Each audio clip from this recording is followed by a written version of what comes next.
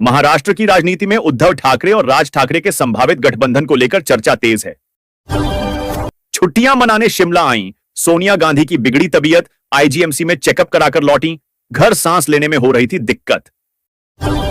Musk Trump की लड़ाई ने कराई अमेरिका की फजीहत, रूस ने भी लिए मजे। पूर्व राष्ट्रपति बोले, मैं करवा दूंगा सुलह। उत्तराखंड के रुद्रप्रयाग में सड़क पर हेलीकॉप्टर की इमरजेंसी लैंडिंग कार से टकराने के बाद मचा हड़कंप। कनाडा के लिए ही नासूर बने खालिस्तान समर्थक, कनाडाई पत्रकार पर किया हमला। जर्नलिस्ट बोला, अब तक कांप रहा हूं। दिल्ली, यूपी, राजस्थान को कब मिलेगी गर्मी से राहत? इन राज्यों में होगी झमाझम बारिश, आईएमडी का अलर्ट जारी। जबकि अरुणाचल प्रदेश, असम और मेघालय में 11 से 14 जून तक भारी बारिश की संभावना है। अपनी सरकार संभालो, हमें उपदेश मत दो, मनजिंदर सिरसा पर आपका पलटवार। और सिरसा ने आप नेताओं पर दिल्ली को लूटने के बाद पंजाब पर नजर रखने का आरोप लगाया था। कांग्रेस नेता भारत भूषण आशु ने आप सरकार पर हमला बोलते हुए कहा कि यदि विजिलेंस ब्यूरो मेरे कहने पर चलता है तो भगवंत मान इस्तीफा दे दें। भारत भूषण आशु ने सीएम पर बोला तीखा हमला। नेशनल गार्ड ने शानदार काम किया, लॉस एंजलिस मामले पर बोले ट्रंप, मास्क लगाने पर रहेगा बैन। सीएम योगी ने सपा सरकार पर साधा निशाना, बोले कि पिछली सरकार में नौकरियां चाचा भतीजा मिलकर बांटते थे, जिससे जरूरतमंद वंचित रह जाते थे। और बीजेपी पर आरोप लगाया कि डबल इंजन की सरकार में बेटी और व्यापारी दोनों सुरक्षित हैं। हमने आयोजन नहीं किया। बेंगलुरु भगदड़ मामले पर सीएम सिद्धरमैया का बड़ा बयान किसे ठहराया जिम्मेदार? जिस दौरान स्टेडियम के बाहर मची भगदड़ में 11 लोगों की हुई थी मौत। मेरी आंखें और कान यहीं पर हैं। तमिलनाडु में डीएमके पर गरजे अमित शाह। उन्होंने कहा कि मैं दिल्ली में रहता हूं, लेकिन मेरी आंखें और कान तमिलनाडु में हैं। इसलिए उन्होंने कहा कि 2026 में बनेगी भाजपा गठबंधन की सरकार।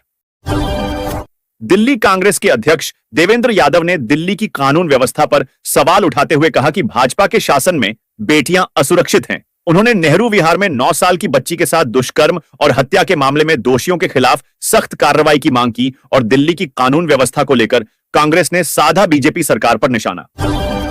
मोदी सरकार के 11 साल हरियाणा के साथ विकास की नई गाथा, विकसित भारत का अमृतकाल विजन डॉक्यूमेंट जारी करेंगे सीएम नायब सैनी। और केंद्र सरकार का लक्ष्य 2047 तक भारत को विकसित राष्ट्र बनाना है। हरियाणा में लगातार बढ़ कोरोना के मामले, 100 के पार हुई मरीजों की संख्या। गुरुग्राम में सबसे अधिक केस, अब तक 159 संक्रमितों में से 67 लोग ठीक हो चुके हैं। राहुल गांधी का पता तो लग नहीं रहा। सीएम सैनी हरियाणवी अंदाज में कांग्रेस नेता पर राहुल गांधी पर कसा तंज। और उन्होंने कहा कि कांग्रेस एक भ्रष्टाचार में लिप्त हो चुकी है। उन्होंने देश के बारे में नहीं सोचा। वहीं एक भाजपा सरकार गरीबों का सहारा बनी है। इसमें मैं कुछ नहीं कर सकती, मद्रासी कैंप से झुग्गी बस्ती को हटाए जाने पर बोली सीएम रेखा गुप्ता। चुनाव आयोग पर मैच फिक्सिंग का आरोप लगाने के बाद अब राहुल गांधी करने लगे तारीफ, बोले डेटा जल्दी करें शेयर।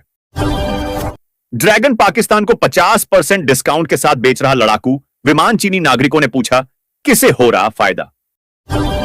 ऑपरेशन सिंदूर में छाए लेफ्टिनेंट जनरल राजीव घई को मिली एक और जिम्मेदारी, deputy chief of army staff बनाए गए। वहीं राजीव घई को उत्तम युद्ध सेवा मेडल से सम्मानित किया जा चुका है।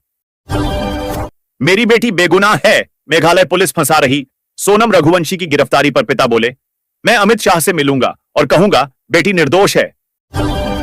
नंबर 2 के मंत्री व जेप्लस सुरक्षा कार्यक्रम में अनिल विज के प्रोटोकॉल का उल्लंघन। पोडियम पर लगी थी विपक्षी नेता की तस्वीर। 3 साल में यूक्रेन के लिए सबसे डरावनी रात, रूस के 500 ड्रोन मिसाइल हमलों से कई शहरों में तबाही, जिसमें यूक्रेन ने दावा किया कि उसने इनमें से 777 ड्रोन और 19 मिसाइलों को मार गिराने का दावा किया है।